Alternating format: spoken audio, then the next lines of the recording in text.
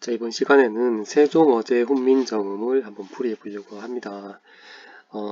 일단 여러분들이 제일 먼저 들 수 있는 궁금증이 제목이 세종어제 훈민정음이라고 되어 있는데 이거 읽을 때 생종엉쟁 훈민정음 아닌가요? 이런 의문점이 생길 수 있을 것 같아요. 근데 이거는 동국정운식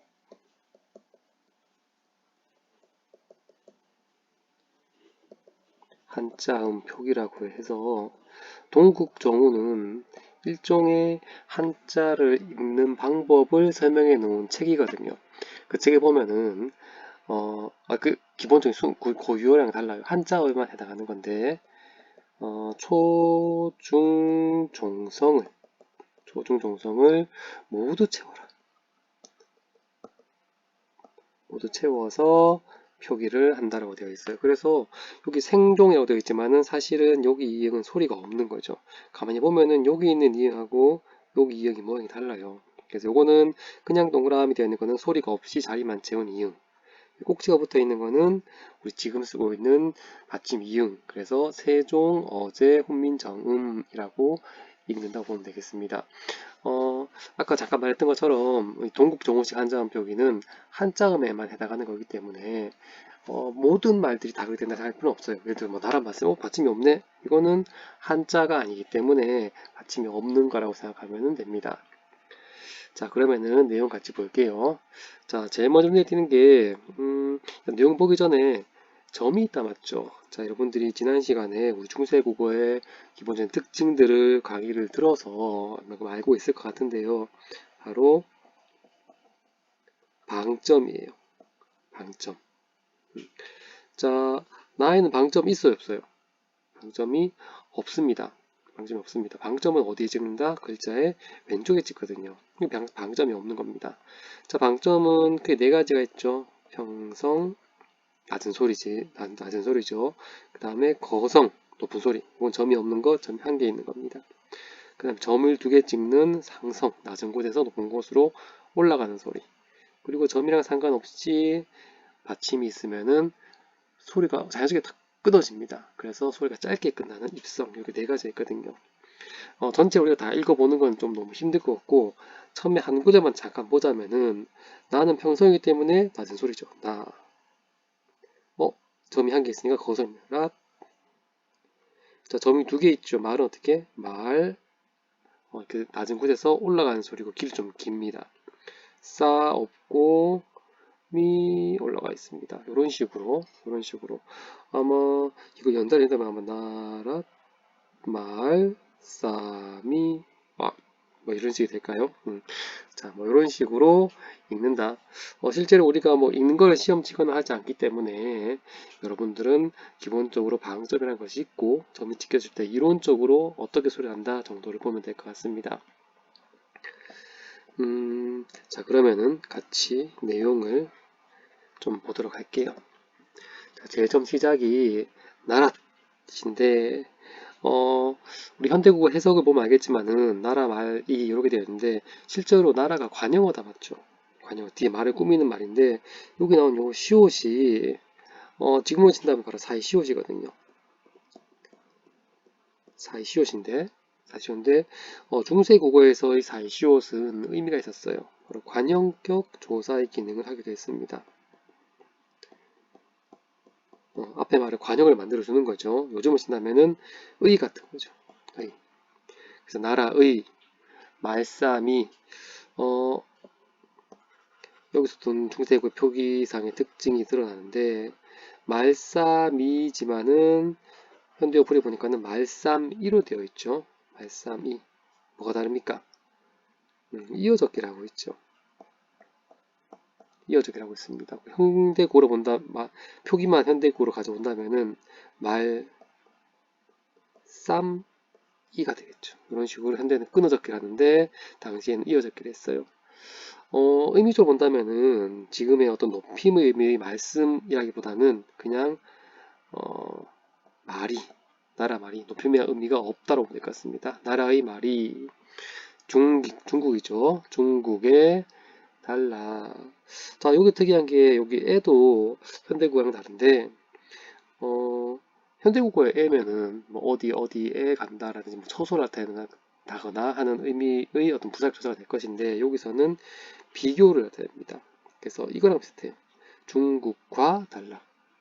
그래서 이거 보통 비교의 의미를 갖는 부사격 조사라고 합니다. 비교 부사격 조사 과에 해당하는 거죠. 중국과 달라. 문자로. 자, 문자는 한자예요.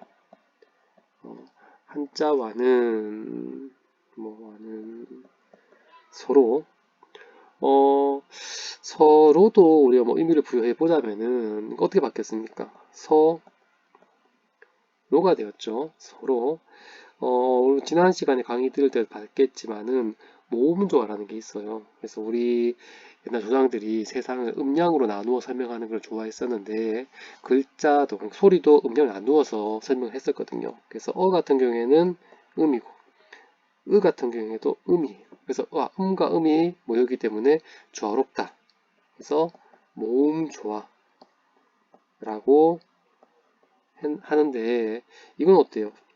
음과 양이 만나 있다 맞죠? 그래서 현대국으로 올수록 모음조화는 잘 지켜지지 않는다 라고 보면 되겠습니다.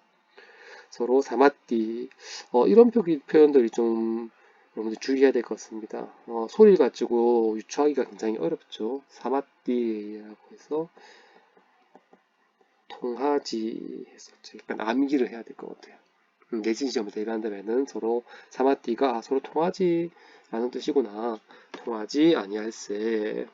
이런 전차로 이런 것도 유추하기가 좀 어렵죠.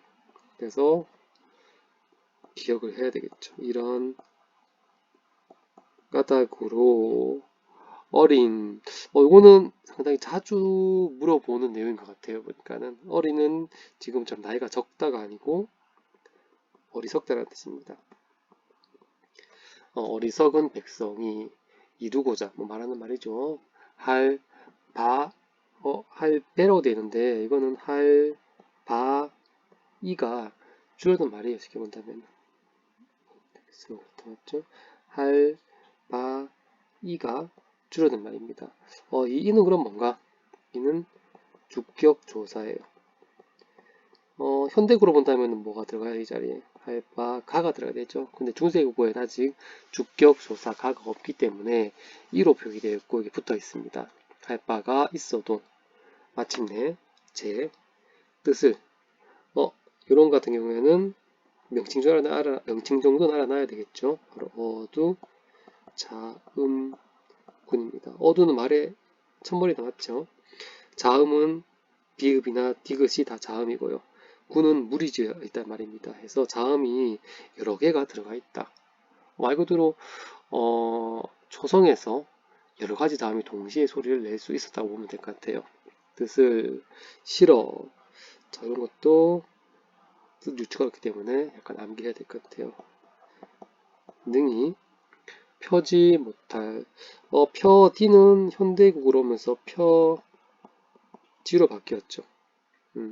디귿이 이 앞에서 지읒으로 바뀌는 거 이거 뭐죠? 구개음하죠.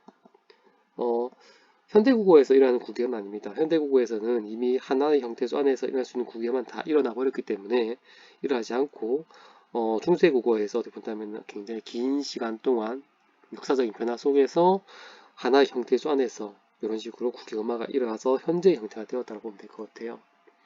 못할 노미 노미 같은 경우에도 지금 이어졌기 때문에 끊어졌게 한다면은 놈이가 되겠죠. 놈은 당시에는 뜻이 그냥 사람입니다. 요즘은 뜻이 어떻게 됐어요? 놈 그러면 구사사본에 이렇게 있더라고요. 남자를 하고 맞죠? 찾아보니까 남자를 그것도 낮잡아서 이르는 말이 바로 놈이라고 되어 있습니다.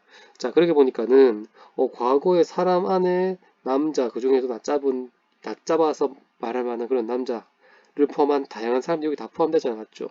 그래서 이렇게 바뀐 것을 우리가 의미가 줄어들었다. 의미가 축소되었다 라고 이야기를 합니다. 자, 못할 놈이 하니라. 하다 또 뭐였죠? 제법 자주 봤던 것 같은데 하다는 많다입니다. 많다. 네. 네 같은 경우에도 사실은 나 똑같죠. 위에 죄송합니다. 주격조사입니다. 그래서 내가 이를 위하여 어여삐 여겨. 자, 어여삐도 현대국어 뜻이 많이 다르죠. 예쁘다는 것은 예쁘단 말이 아니고 불쌍하게, 불쌍하게, 불쌍히 또는 가엾게 이렇게 풀이가 됩니다. 가엾게 여겨 새로 28자를 만드노니 사람마다 해요. 이건 현대 풀이의 교과서에 지금 빠져있는 부분인 것 같은데 사실은 큰 의미가 없기 때문에 해석에서 빼기도 해요. 하여금. 그래서 이 내용 자체가 사람들로 하여금 뭐뭐 하도록 시키는 거기 때문에 약간의 어떤 사동의 의미를 포함한 말로 보면 될 것 같아요. 쉽게 니겨는 익혀죠. 익혀 날마다 쓰매. 수매 같은 경우에는 기본형이 쓰다고요. 쓰다에 더하기 붙어가지고 쏨이 됐고 뒤에 애가 붙은 거예요. 그래서 쏨애가 연결돼가지고 이어졌게 해서 쏨애라고 된 겁니다. 현대국어 좀 차이가 있는데 현대국어에는 명사를 만드는 음이 없고 뭐가 있어요? 현대국어에는 음이 있다 맞죠? 음이 있는데 당시에는 음성일 때는 양성일 때는 이런 식으로 모음조에 맞춰가지고 두 가지 정도를 썼습니다. 자, 스매 편안히 하고자 할 따름이니라 까지 해서 일단 내용을 한번 훑어봤습니다. 내용이 자세하게 보려고 하면 정말 끝도 없는 것 같은데 적어도 우리가 여기 강의를 통해서 같이 본 내용들은 여러분들이 체크를 해두고 시험이 다가온다면은 약간 암기를 하면서 준비를 하면은 좋지 않을까 싶습니다. 자, 강의는 여기서 마칠게요.